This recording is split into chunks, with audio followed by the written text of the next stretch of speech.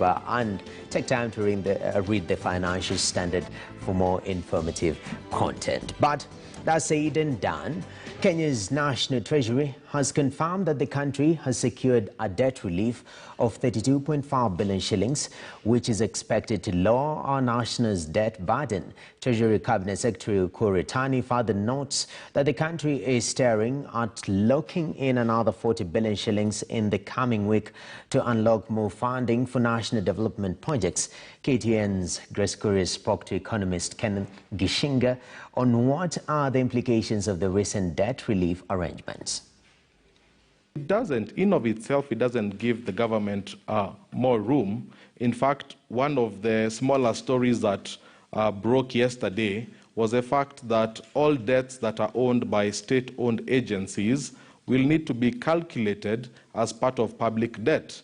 Now, that was a dramatic decision that will completely increase the level of public debt to GDP. So there's that big talking point in which Parliament has been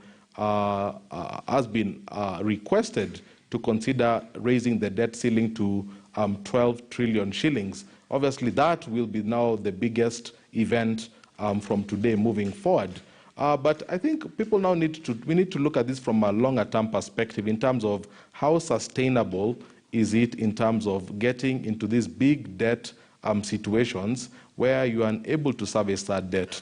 I think that cry has reached a crescendo, and I think it will play out in a very interesting way this year, especially when that debate comes to the floor of the House in terms of raising that public debt. So it's still a major problem that still has an outstanding solution pending. All right. Now, knowing the government, the Kenyan government, we are likely to borrow more. So what are the implications of this? What are the implications to Wanjiku, to the common Mwananchi? Because it all narrows down to the common Mwananchi. I mean, revenues have reduced, businesses are down. Time and time again, KRA usually fails to meet their their target, rather. So what are the implications of this if the government decides to borrow more? The most natural implication is higher taxes. And already we've seen the tax reliefs that were given last year have already been reversed. The VAT on the income tax, all those have been reversed. So the Kenyan citizen, the Wanjiku, the Kenyan businessman, has to be ready to pay more taxes to be able to participate in the economy. Now, when you have more taxes in the economy, it means the prices of things become very expensive, and the cost of living actually goes up.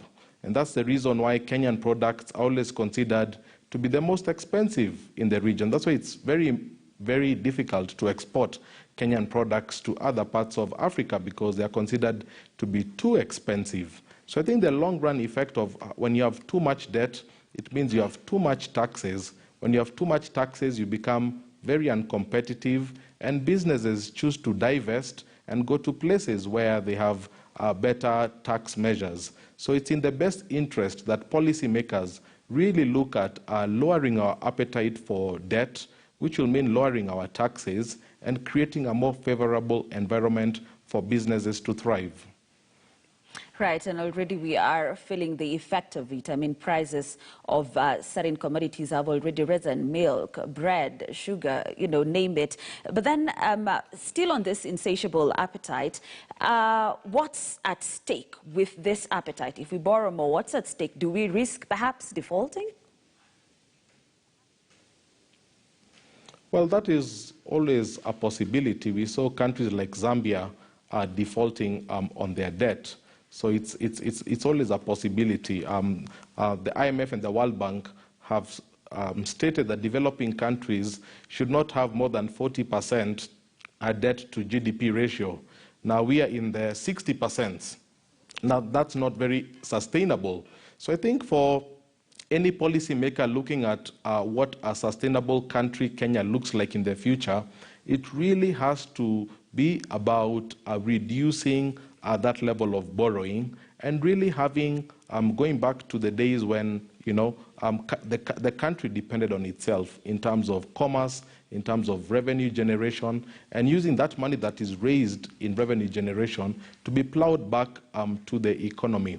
I think what we are seeing right now is that huge appetite for debt is creating major problems, even on investment cycles, where the government bond is providing the highest returns of all the asset classes. So nobody in Kenya invests in stocks or in property because the government securities offer the most return. So it's also creating very perverse incentives within the investment community. So I think the long-term thinking has to be in reducing that appetite for debt and really being able now to stimulate especially the small business segment of the market. Reducing that appetite for debt, with all honesty, Mr. Gishinga, is it possible?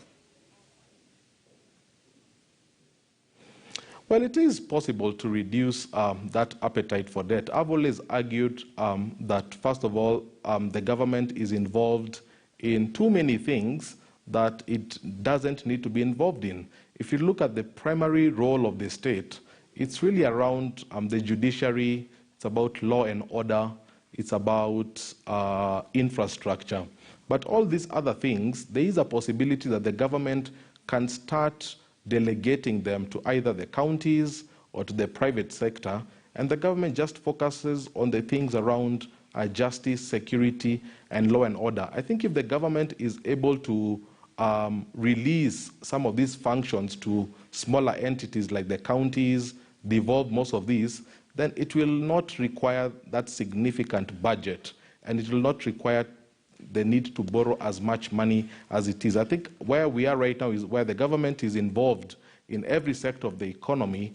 It has to then borrow to be able to sustain salaries, to be able to pay rent and such things. So I think that the key thing is for us to really go back to that philosophical question of what is the role of the state and how can we limit the budget for the state to only to be involved in the things that are the role of the state. Then every other activity can be released to the counties or to the private sector. Well, that is the debt situation in the country. But now from the national level, we want to go to business level because these are the pieces